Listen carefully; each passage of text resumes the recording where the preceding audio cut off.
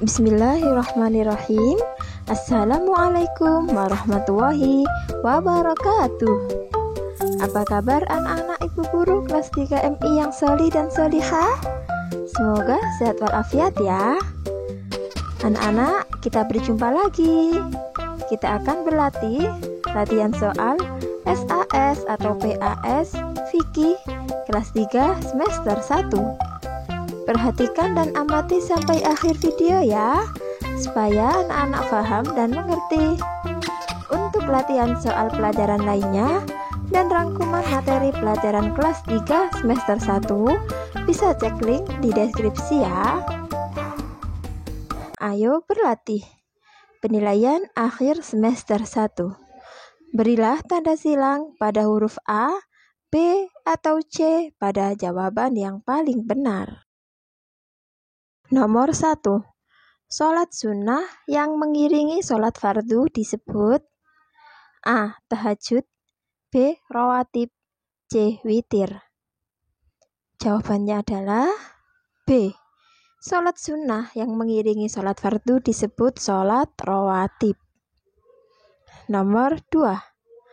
Sholat sunnah ghairu muakkad artinya A. Sholat yang dianjurkan, B. Sholat yang dipentingkan, C. Sholat yang tidak dipentingkan. Jawabannya adalah C. Sholat sunnah ghairu muakkad artinya sholat yang tidak dipentingkan. Nomor 3. Sholat 2 rakaat sebelum duhur termasuk A. Sunnah ghairu muakkad, B. Sunnah muakkad, C. mubah. Jawabannya adalah B. Sholat 2 rakaat sebelum duhur termasuk sunnah muakkad. Sunnah muakkad adalah sholat sunnah yang dianjurkan untuk dikerjakan. Diingat-ingat ya anak-anak. Nomor 4. Sholat sunnah rawatib asar dilaksanakan A. Sebelum asar, B. Sesudah asar, C. Tidak ada rawatib. Jawabannya adalah A. Sholat sunnah rawatib asar dilaksanakan sebelum asar atau yang disebut qobliyah asar. Nomor 5. Mengumpulkan 2 sholat fardu yang dikerjakan secara diringkas dalam satu waktu disebut sholat A. Jamak, B. qashar, C. Jamak qashar. Jawabannya adalah C. Mengumpulkan 2 sholat fardu yang dikerjakan secara diringkas dalam satu waktu disebut sholat jamak qashar. Ingat-ingat ya anak-anak.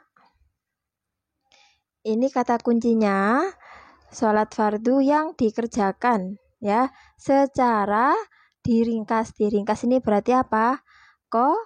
Qashar.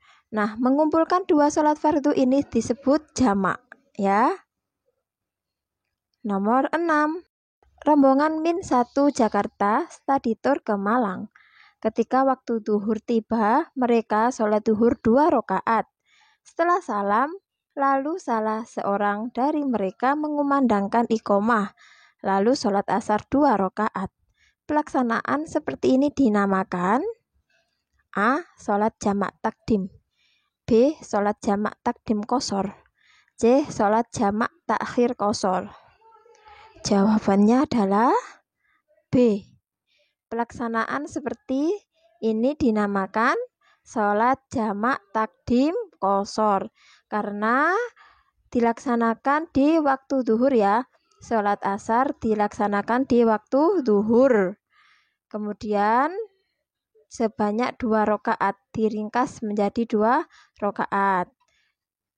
Jadi jawabannya adalah jamak ya, menggabungkan 2 waktu sholat, yaitu duhur dan asar.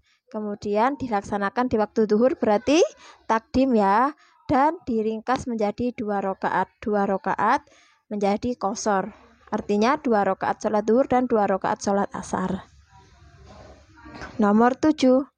Sholat jamak dan qashar merupakan rukhsah dalam ajaran agama Islam. Ruksoh artinya A. Keharusan, B. Keringanan, C. Kewajiban. Jawabannya adalah B. Ruksoh artinya keringanan. Nomor 8. Perhatikan tabel berikut. 1. Sakit, 2. Musafir, 3. Sibuk bekerja, 4. Perang. Yang termasuk syarat diperbolehkannya menjamak sholat adalah A. Nomor 1, 2, dan 3. B. Nomor 2, 3, dan 4. C. Nomor 1, 2, dan 4. Jawabannya adalah C. Nomor 1, 2, dan 4. Syarat yang diperbolehkannya menjamak sholat adalah sakit, musafir, dan perang. Jadi kalau sibuk bekerja tidak boleh menjamak sholat ya. Nomor 9. Posisi badan miring ke kanan dan menghadap kiblat, sedangkan posisi tangan bersedekap. Merupakan sholatnya orang yang sakit dengan cara A. Telentang, B. Berbaring, C. Duduk. Jawabannya adalah B. Berbaring. Posisi badan miring ke kanan dan menghadap kiblat, sedangkan posisi tangan bersendekap merupakan sholatnya orang yang sakit dengan cara berbaring. Ingat-ingat ya anak-anak, miringnya itu ke kanan ya, badan miring ke kanan dan menghadap kiblat. Nomor 10. Sholat orang yang sakit dengan duduk, rukuknya dilakukan dengan cara A. Membungkukkan badan sedikit ke arah depan, B. Mengangkat kedua tangan ke atas, C. Menundukkan kepala ke arah bawah. Jawabannya adalah A. Sholat orang yang sakit dengan duduk, rukuknya dilakukan dengan cara membungkukkan badan sedikit ke arah depan. Nomor 11. Orang yang sakit dan tidak mampu lagi menggerakkan tubuhnya, maka sholatnya adalah A. Cukup di dalam hati, B. Membayangkan sholatnya, C. Tidak melakukan sholat. Jawabannya adalah A. Orang yang sakit dan tidak mampu lagi menggerakkan tubuhnya, maka sholatnya cukup di dalam hati. Nomor 12. Melakukan sholat duhur dan asar dikerjakan pada waktu asar dan meringkasnya masing-masing 2 rakaat disebut A. Sholat jamak takdim, B. Jamak takhir qosor, C. Jamak takdim qosor. Jawabannya adalah B. Jamak takhir qosor. Karena apa? Melakukan sholat duhur dan asar ya digabung, dikerjakan pada waktu asar, di waktu yang kedua atau waktu asar ini waktu yang terakhir ya, dan diringkas masing-masing 2 rakaat. Jadi jawabannya adalah sholat jamak takhir qosor. Ingat-ingat ya anak-anak, sholat jamak itu menggabungkan 2 sholat fardu. Kalau takhir dilaksanakan di sholat yang kedua, waktu sholat yang kedua. Kalau zuhur dan asar berarti dilaksanakan di asarnya. Sedangkan qosor ini meringkasnya masing-masing 2 rakaat. Nomor 13. Berikut ini yang bukan merupakan syarat seorang musafir adalah A. Adanya niat yang baik, B. Masih berada di daerahnya, C. Memenuhi jarak tertentu. Jawabannya adalah B. Yang bukan merupakan syarat seorang musafir adalah masih berada di daerahnya. Jadi kalau masih berada di daerahnya itu bukan seorang musafir dan tidak diperbolehkan menjamak sholat. Nomor 14. Pak Darmaji adalah seorang pedagang. Karena sibuknya melayani pembeli, ia menjamak sholatnya. Sholat jamak yang dilakukan Pak Darmaji hukumnya A. Tidak sah, B. Sunnah, C. Mubah. Jawabannya adalah A. Hukum sholatnya Pak Darmaji adalah tidak sah karena sebabnya sibuk bekerja. Itu bukan termasuk sebab-sebab yang diperbolehkan menjamak sholat. Nomor 15. Perhatikan tabel berikut. 1. Mengqashar sholat. 2. Mengqadha sholat. 3. Sholat di atas kendaraan. 4. Tayamum. Yang termasuk rukhsah bagi seorang musafir adalah A. Nomor 1, 2, dan 3. B. Nomor 1, 2, dan 4. C. Nomor 1, 3, dan 4. Jawabannya adalah C. Yang termasuk rukhsah bagi seorang musafir adalah ditunjukkan nomor 1, 3, dan 4. Mari kita lihat bersama-sama. Nomor 1 ya, orang yang musafir boleh mengqashar sholat. Kemudian boleh sholat di atas kendaraan dan boleh tayamum. Jadi seorang musafir itu yang tidak boleh apa? Bagus, tidak boleh mengqadha sholat. Anak-anak masih semangat? Kita lanjut ya. Jawablah pertanyaan di bawah ini dengan tepat.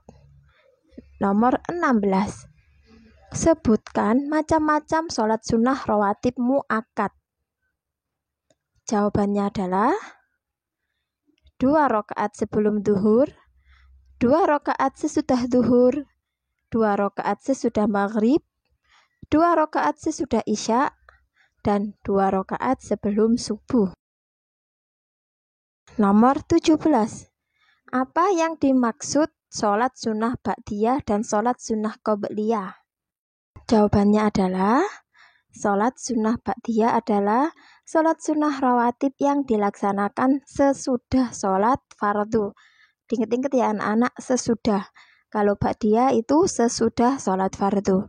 Sedangkan kalau sholat sunnah qobliyah adalah sholat sunnah rawatib yang dilaksanakan sebelum sholat fardu.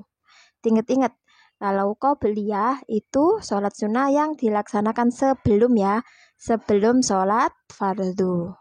Jangan sampai tertukar. Nomor 18. Sebutkan 3 cara sholat bagi orang yang sakit. Jawabannya adalah 1. Sholat dengan cara duduk. 2. Sholat dengan cara berbaring. 3. Sholat dengan cara telentang. Nomor 19. Jelaskan apa yang dimaksud dengan sholat jamak takdim. Berikan contohnya.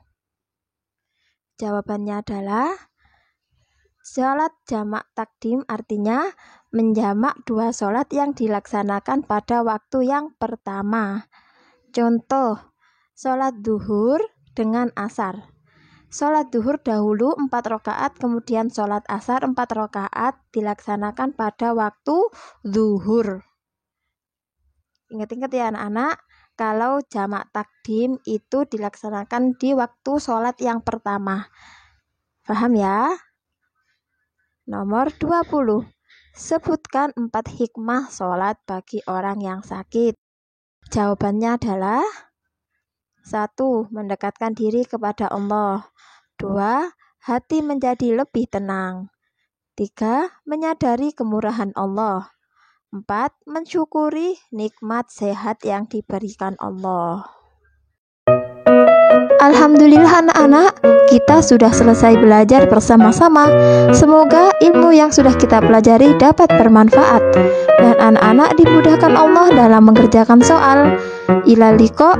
Wassalamualaikum warahmatullahi wabarakatuh.